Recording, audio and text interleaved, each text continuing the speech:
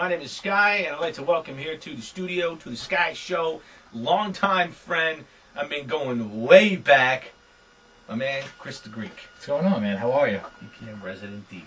Yeah, man. Good to see you. You know how we rock it. I'm telling you, we're going to rock it hard today. Greek style. Greek style. I don't even know how many Greeks we have that listen to the channel. I know we have a lot of Italians and we have a lot of everything. But I don't know about Greeks. I think we have a lot. Let me tell you something. A lot of Greeks, because every time I'm in Astoria, all I do is get the usual classic, brother, I love my gyros. I listen to you all the time. Extra feta cheese, no tomato. I'm like, done. That's right, man. That's right. So you're from Queens. Well, originally Long Island, yeah, I guess. You know, yeah. We went to see Queens. You know how we rock it. You're really close to Queens. Yes. Like real close. But Long Island, man, Strong Island.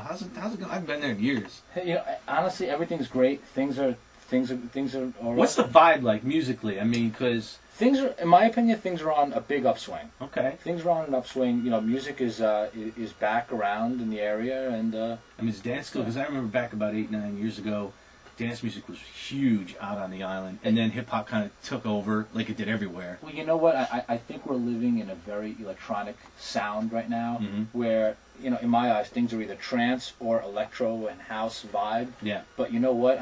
The sound is still pumping. You know, the scene is still doing good. Even some of the urban, artists nowadays, they're putting together some dancey stuff. Yeah, there is. Real dancey stuff. You know what?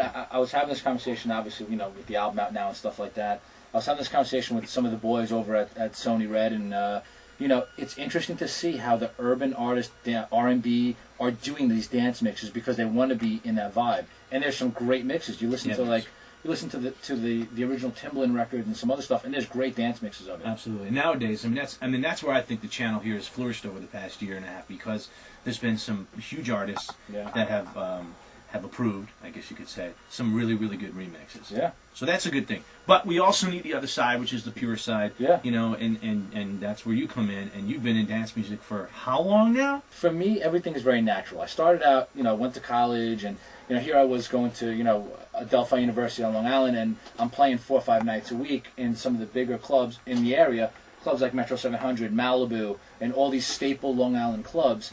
And then after a while, I was like, you know what, you know, these records are cool, because back then, you know, we actually really did play records. Right. And it was like, you know, how do you make this stuff? And, you know, one thing led to another. I made these records, and this one record I did called Boricua ended up getting me remixes for Gloria Estefan, and, you know, Alvita and all these artists, and then things just flow. And, you know, it was a time when dance music was really flourishing, house music, the whole scene was doing really well in 95, 96. And I did a bunch of high-profile mixes for Michael Jackson, and Gloria things Estefan, just, it just led to one another. And the Aqua group came out from overseas, and I was a big part of that. And all these European, because you know, Like the Barbie girl. Well, yeah, you Barbie know. girl. I want to play that. Dedicated to you. I wish I had publishing on that. Yeah, right. That record could be as cheesy and bad, but it made millions for a lot of people. I'll take it. And you know, it was cool. You know, But it seemed like you were ahead of the game, because going back then, nowadays, I don't want to say in order to become big time, but you got to produce. Yeah. It seems like that's it. If you're a DJ / producer, you produce that one big hit, then bang, you're getting booked all over the country and all over the world. You were doing this a long time ago.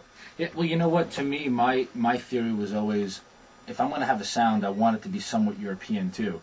And, you know, being the fact that I like a lot of trance stuff as well as a lot of the house and electro and, you know, even the cool funky disco house, I wanted to be able to, if I do some gigs overseas, or if I do this or if I do that or whatever I do, I could walk into a place and rock it. Yeah. And to me it was cool, because going to areas like Germany and Amsterdam and all these places and seeing the hard trance at the time, it was like, wow. Yeah, it is. You know, no one was playing that in New York. No one. They still don't. Yeah, this is even way before places like Webster Hall even existed. It was like, it was just, you know, you had some of the clubs like back in the day, like a Limelight, that was doing some cool stuff, but it wasn't the hard European trance. Yeah. And I found a niche doing that, and I did a bunch of mixes like that, like DeBuzz, Let Me Love You, and all these records, and it was cool because I helped establish a name. Now's the time is the new CD, by the way. The reason why Chris is here, it's available today.